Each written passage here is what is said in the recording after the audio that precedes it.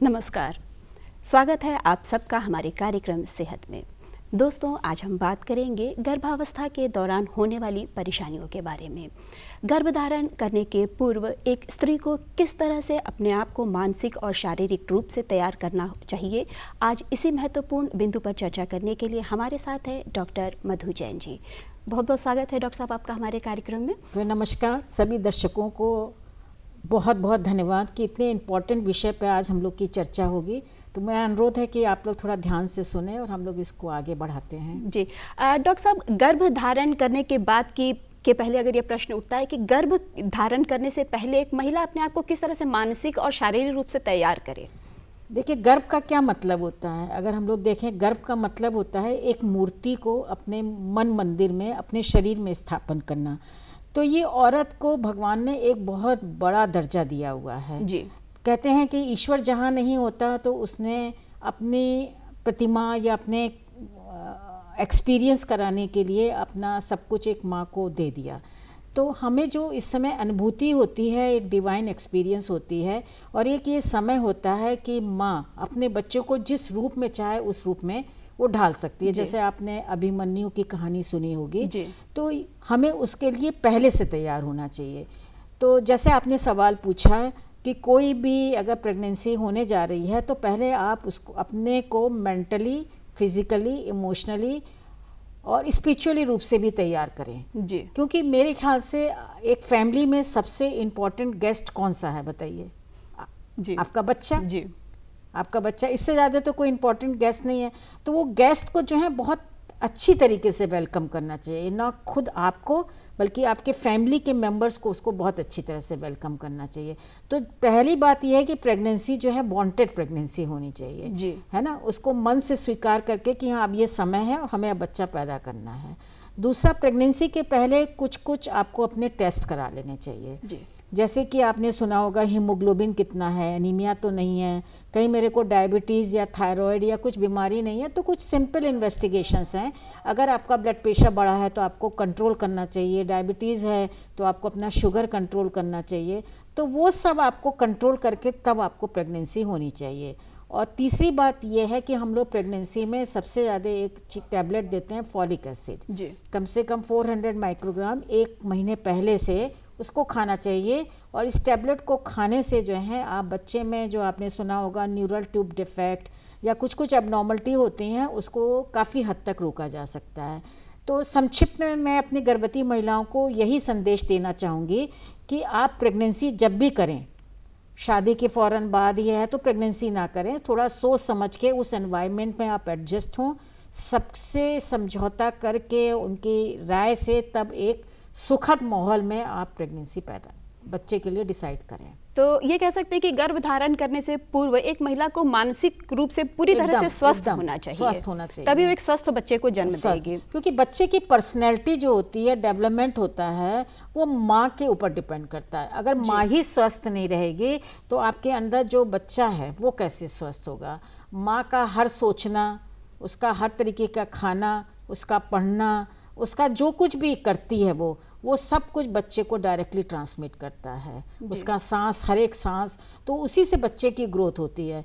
तो मैं तो ये कहूँगी कि अगर माँ अगर अपने को ठीक से तैयार नहीं करेगी तो आजकल जो प्रेगनेंसी में इतनी तरीके की प्रॉब्लम हो रही हैं, ब्लड प्रेशर बढ़ जाना, डायबिटीज़ हो जाना या बच्चे को छोटा होना, ये सारी जो प्रॉब्लम्स हो रही हैं उसको अगर आप मेंटली प्रिपेयर कर लें, अपना लाइफस्टाइल पहले से चेंज कर लें तो काफ़ी हद तक जो प्रेगनेंसी में या डिलीवरी के समय या बाद में होने वाली जो कॉम्प्लिकेशंस होते हैं माँ में या बच्चे में काफ़ी हद तक रोका जा सकता है। जी डॉक्टर साहब, जैसा कि अभी आपने जिक्र किया कि गर्भावस्था के दौरान कौन कौन सी जैसे परेशानियाँ आती हैं, डायबिटीज़ हो जाता है, थायराइड की प्रॉब्लम और भी बहुत सी परेशानियाँ, तो इनसे कैसे बचा जाए?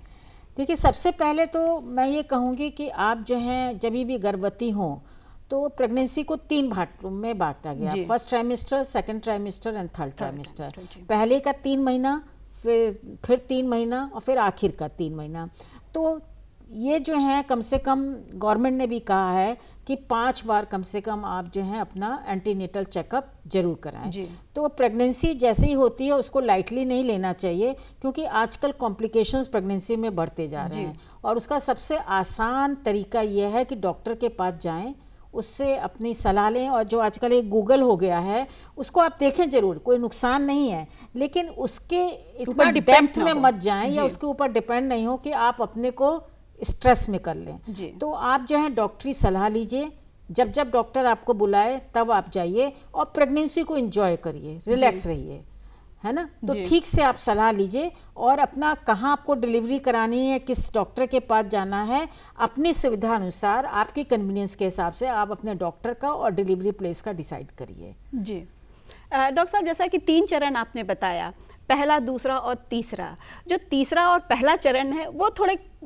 कठिन वाले समय होते हैं, जो बीच का समय वो नॉर्मल ढंग से बीत जाता है, तो उस समय क्या क्या सावधानियां बरते एक महिला? देखिए, पहले चरण में तो ये शुरू के 3 महीने में उसको बहुत सी महिलाओं को तो पता ही नहीं रहता है कि मेरे को प्रेगनेंसी हो गई है। एकदम से महीना मिस होता है तब उनको ये लगता है कि हाँ मेरे को प्रेगनेंसी है।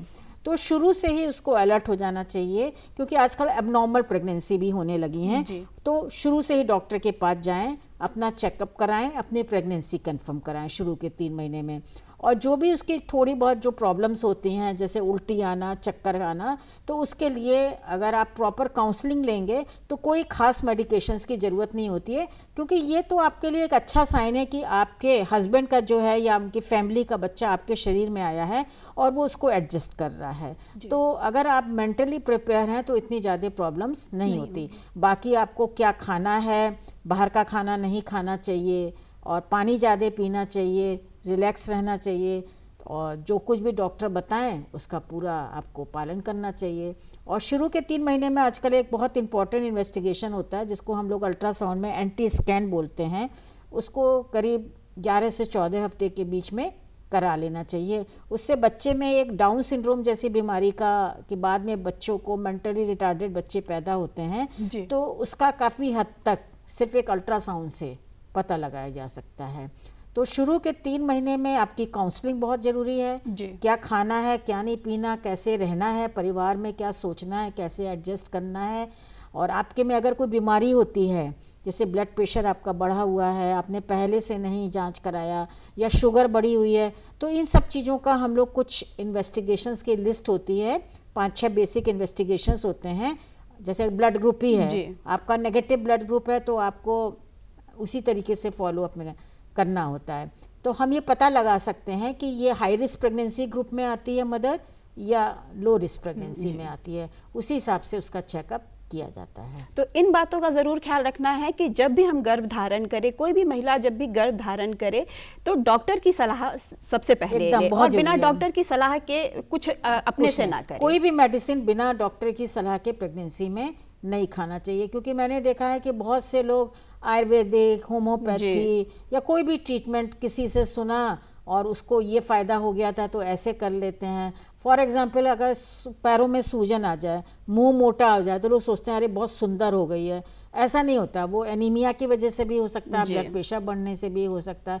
तो कहने का मतलब है आपकी बॉडी में आपको कोई भी अबनॉर्मल चेंजेस दिखाई दें तो आपको अपनी केमिस्ट्री बनाने के बजाय डॉक्टर के पास जाएं और उससे सलाह लेकर ही आप कुछ अपना ट्रीटमेंट। और जो जैसे कि ब्लड टेस्ट है, थायराइड टेस्ट है, डायबिटीज, शुगर, इसकी जांच कराते रहना चाहिए। जैसे डॉक्टर कहें वैसे कराते रहना चाहिए। डॉक्टर साहब, कभी कभी ऐसा होता है कि प्री मैच्योर बेबी हो जाता है 7 महीने में, 8 महीने में, तो क्या कारण है और क्या सावधानी बरत के हम इसको रोक सकते हैं?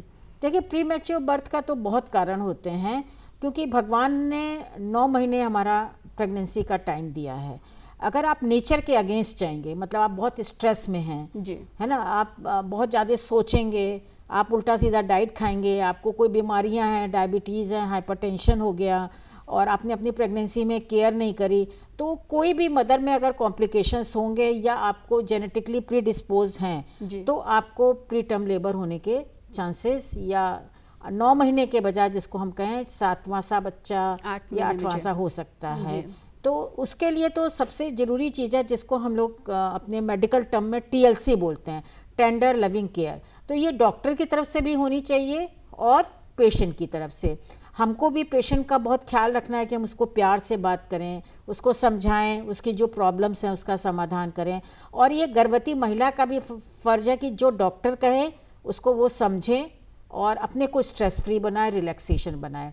तो अगर आप थोड़ा सा प्राणायाम है, योगा है, मेडिटेशन है, ये सब जो करते रहते हैं और प्रॉपर डाइट, बैलेंस डाइट लीजिए, तो इस प्रॉब्लम से जो आपने प्री टर्म लेबर कहा, बिना किसी दवाई के आपको काफ़ी हद तक रोका जा इससे सकता है। रोका सकता है। हाँ, और घर रोका का जा सकता है। एटमॉस्फेयर है जो वो अच्छा होना चाहिए, बहुत अच्छा होना चाहिए। मतलब सिर्फ क्योंकि वो आप ही का बच्चा नहीं है ना, वो पूरी फैमिली का बच्चा है। और माँ ही एक होती है जो आपको पूरी फैमिली से इंट्रोड्यूस कराती है। मैं बताऊं कि आपको अच्छा लगेगा सुनने में, क्योंकि बच्चे का पहला घर कौन सा है? माँ का पेट। बच्चे का क्लासरूम कौन सा है? माँ का पेट। कहते हैं ना, अभी आपने सुना था 5 सितंबर हुई थी, तो माँ ही उसकी टीचर होती है, गुरु होती है। तो पेट के अंदर ही वो उसको पढ़ना लिखना सिखाती है। उसका प्लेइंग ग्राउंड कौन सा है? माँ का पेट। तो वो सारी एक्टिविटीज़ वो बच्चा माँ से ही सीखता है। कहते हैं 70 लैंग्वेजेस जो है माँ के अंदर सीखता है बच्चा। उसके बाद माँ जैसे उसको सिखाती रहती है, उसके हिसाब से उसका ब्रेन डेवलपमेंट होता रहता है। तो 80-90% बच्चे का ब्रेन तो माँ के डेवलप अंदर ही हो जाता है, 10% 7 ईयर्स तक होता है। तो माँ को जैसी पर्सनैलिटी देनी है, जैसा उस चाहती है कि माँ बच्चा बने, है ना, एक आदर्श बच्चा बने, कहना माने और अच्छा कैरियर बनाए, डॉक्टर इंजीनियर बने, तो माँ को ये सब मेहनत गर्भ के दौरान ही करनी चाहिए। हाँ, अब तो साइंस भी इसको प्रूव कर चुकी है कि आज जो हमारे अंदर 40 साल में या 25 साल में डायबिटीज़, हाइपरटेंशन और जो भी बीमारियां हो रही हैं, वो किसकी देन है? गर्भ की देन है। अगर गर्भ में माँ ने ठीक से नहीं खाया, गर्भ में ठीक से उसने अपना ट्रीटमेंट नहीं किया, है ना, बच्चा छोटा पैदा हुआ, उसको ब्लड प्रेशर हो गया, तो वो सारी चीज़ें ट्रांसमिट हो जाती हैं बच्चे को। उस समय बच्चा क्योंकि छोटा रहता है तो आपको दिखाई नहीं देता है, लेकिन जब बच्चा बड़ा होगा, 7 साल का, 12 साल का या 30 साल का, तो ये बीमारियां जो दिखाई नहीं देती थी वो उस समय दिखाई देने लगती हैं। जी डॉक्टर साहब, स्तनपान कितना ज़रूरी है एक बच्चे के लिए? अरे स्तनपान को तो देखिए हमारे शास्त्रों में क्या कहा गया बताइए? अमृत। अमृत को मतलब कोई उसके लिए दूसरा वर्ड नहीं है। तो मैं अपने महिलाओं से हाथ जोड़ के कहना चाहूँगी कि जो पाश्चात्य शैली है उसके चक्कर में आप मत पड़ें। जी। हर माँ को अपने बच्चे को दूध पिलाना है। और बहुत से कहती है हमारा दूध नहीं हो रहा, दूध नहीं हो रहा, यही कंप्लेंट, ये बहुत कॉमन देखने को आ रही है। फिर क्या करती हैं वो, उसको जो है कटोरी से पिलाने लगती हैं या बॉटल खरीद के ले आती हैं प्लास्टिक की, और बच्चा कचर कचर करके जल्दी जल्दी, क्योंकि उसको मेहनत नहीं करनी पड़ती है, वो दूध पी जाता है।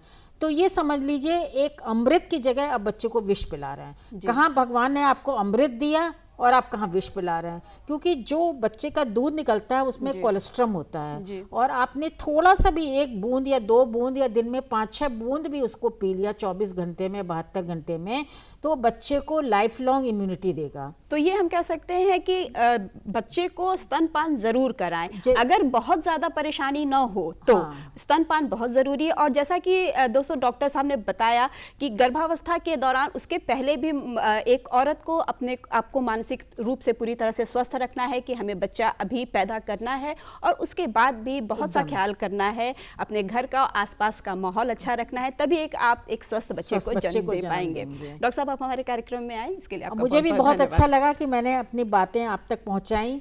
और आपको अगर कुछ और मेरे से क्वेश्चंस पूछने हैं तो आप मेरे से यहाँ पे ईमेल एड्रेस रहता है या फ़ोन नंबर रहता है, उस पर आप संपर्क कर सकते हैं। बहुत बहुत धन्यवाद। बहुत बहुत धन्यवाद।